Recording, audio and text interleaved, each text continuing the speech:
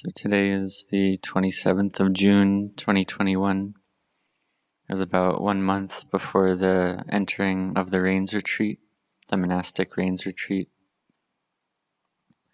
So we can see that time changes a lot, passes quickly every single day. The days and the nights pass quickly. So therefore we try to practice Dhamma, try to train our minds. Because we hear the news most likely every single day about people getting sick with the COVID-19 virus, people getting ill, in pain, having trouble getting enough oxygen, and many individuals dying from the COVID virus.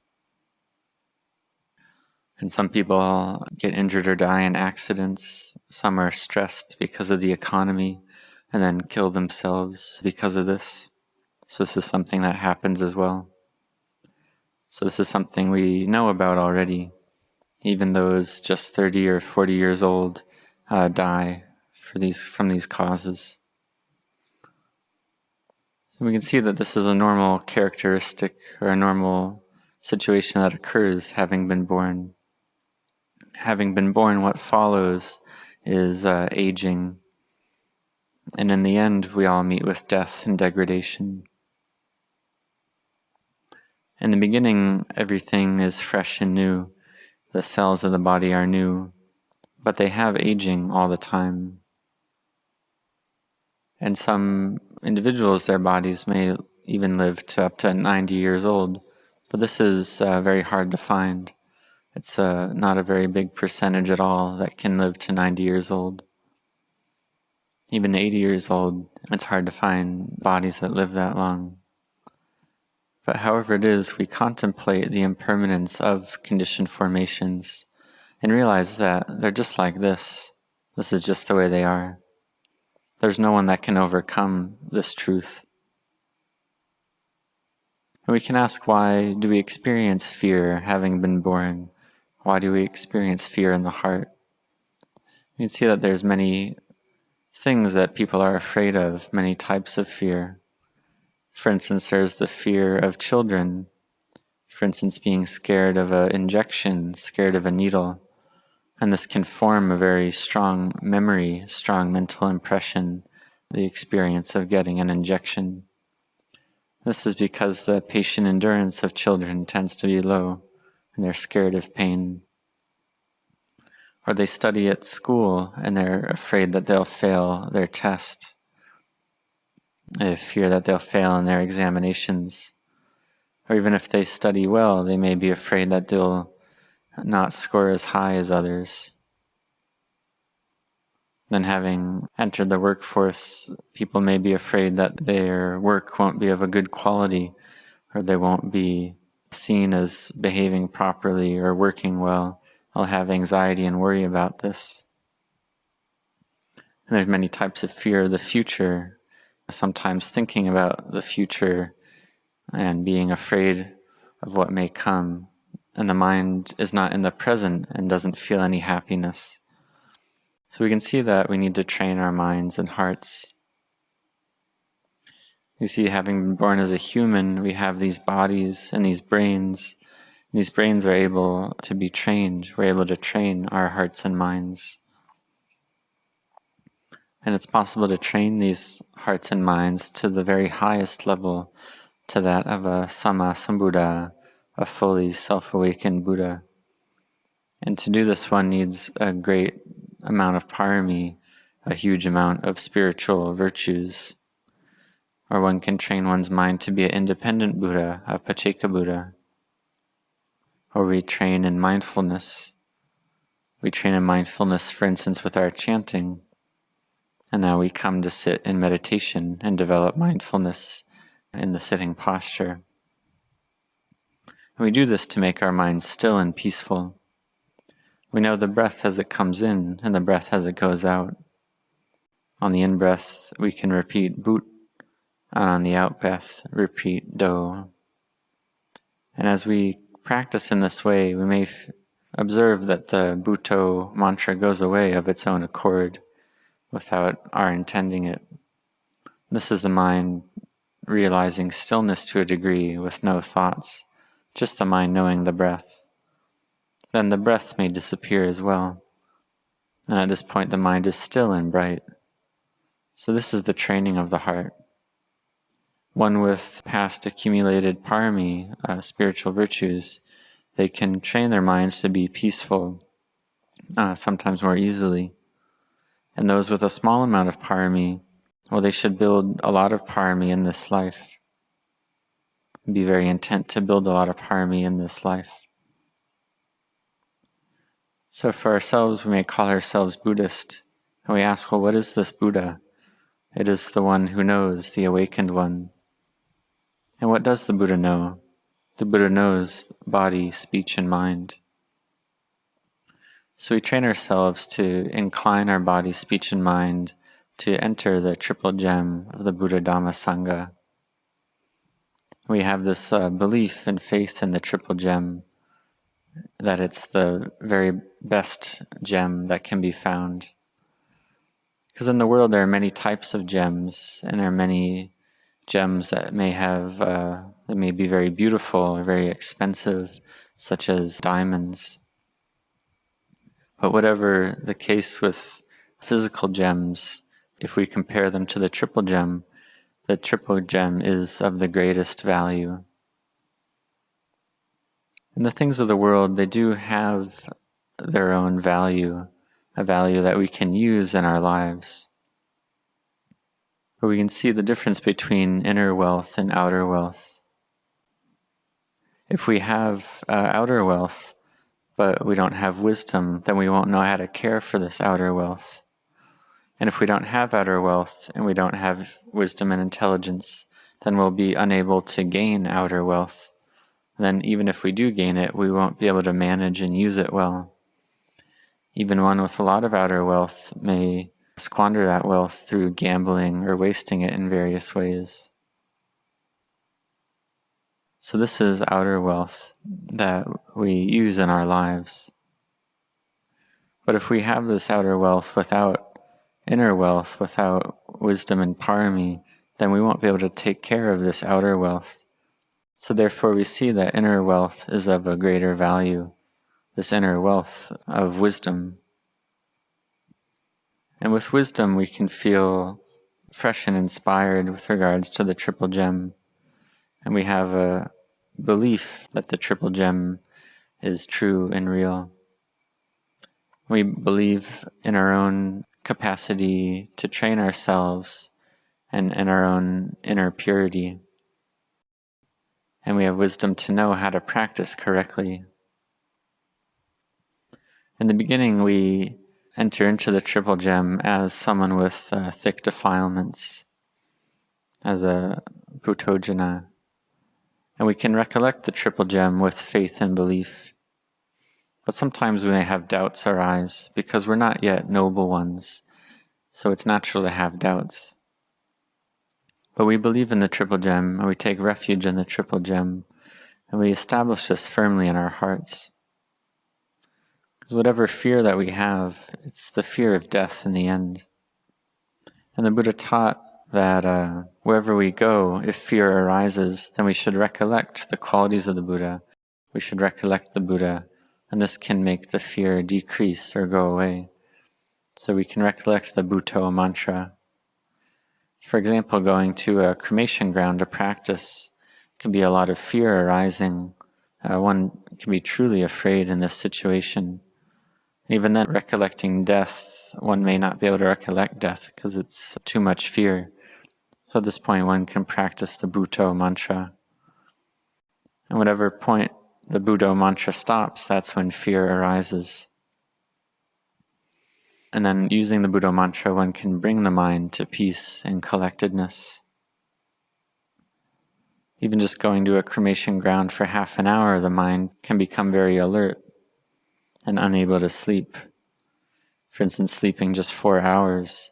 And even in that sleep, the body may be sleeping, but the mind is still awake due to fear. So this meditation word of Bhutto, one does this a lot. Doing it just a little bit isn't good enough. And the more one's mind is busy, then one should do the Buddha mantra even more. If one has a lot of worries and doubts, then do Bhutto a lot. Contemplate to bring the mind to peace. This is something that one must be able to do. One can't just let go of the mind and not train it. And if one's mind is busy and proliferating, this means at this point one is not recollecting one's meditation word. One can use the meditation word Bhutto or Samma Sambuddho or various longer versions of that, all the way up to recollecting all the qualities of the Buddha. Or one can also recollect the qualities of the Dhamma or the qualities of the Sangha. But one can use the recollection of the qualities of the Buddha as one's main practice. And gradually, as the mind becomes more peaceful, just reciting Bhutto. To bring the mind to peace and collectedness firstly. And then one can just do Bhutto. So we train our minds, we develop our minds to bring them to peace and collectedness, to enter into the triple gem. Because the faith that we have now, it's the faith of a beginner. We bring the mind to have respect for the triple gem. And when this is firmly established, this we can call the wealth of a stream enter, a sotapanna. And this practice we do for the sake of seeing clearly into the Dhamma. Having seen the Dhamma, faith arises of its own accord. And this is a faith and belief that's full and complete in the heart, with no doubts left whatsoever. And this comes from one's own practice. And we may not have reached this point in our own practice. So in the beginning we practice generosity and virtue, dana and sila. We practice generosity. This is something that as Buddhists we do a lot. We see the value in it. We sacrifice and give a lot. But just doing generosity, one doesn't need to restrain their behavior of body, speech, and mind. So we can see that the practice of sila or virtue is more difficult. To control one's behavior of body and speech, one needs to have a firmer intention. One needs to set their heart on it even more. This is something that's more difficult. And as we do this, we enter more and more into the triple gem through our practice. In the beginning, we enter the triple gem through taking refuge in the triple gem. Buddhang saranang gacchami, Dhammang saranang gacchami, Sanghang saranang gacchami. We repeat this 3 times. We have this firm intent to take the triple gem as our refuge, but then our heart still suffers. We may ask why, having taken refuge in the triple gem, do our hearts still have greed, hatred, delusion, anger, attraction, and so on. So sometimes we may enter the triple gem in this way, and we've expressed this intention through our speech. We've committed to practice virtue. And we need to set our hearts well on this. And if we do this, then the kilesas may become afraid. We have anger, and we practice not to speak out of anger or hatred. We practice to control our speech. And if we have a lot of attraction, then we're careful not to harm others based on this attraction. If we like something, then we practice not to steal it, not to take what's not offered. We practice to have speech that's sweet, pleasant to hear, and good. We practice not to take intoxicants. So we must restrain ourselves well. But we still have fear arising in the mind. This is because this fear, it's in the heart. So with regards to fear, we need to use wisdom to find a true refuge, to train our hearts and minds, to seek out a true refuge in our minds. So we bring our minds to samadhi, and with samadhi, then wisdom can arise to a degree. And we can ask, well, what are we really afraid of? We may be afraid of that which is invisible, like spirits or ghosts that we think might harm us. We may have seen this in movies or TV shows and so on. these stories about spirits. And some monks may not be interested in spirits very much, but what they may fear is in the present, like humans who lack restraint or humans who have lost their mind, who may come to hurt or kill them. This is something that exists a lot, particularly in developed countries with a lot of science and technology. People may have thoughts that are very bizarre, and they may not even feel particularly angry or vengeful, but they can still hurt and kill others to a great degree. But whatever the case is, we practice to train our minds to truly enter into the triple gem, to go from someone with thick defilements, Indochina, to a beautiful being, Kalyana Jana. So we see the value of the triple gem. We see it as something of great value. We see the value in sila, in virtue. And we don't want to break our sila. We take care and we have restraint with regards to actions of body and speech. And sometimes this may even feel torturous.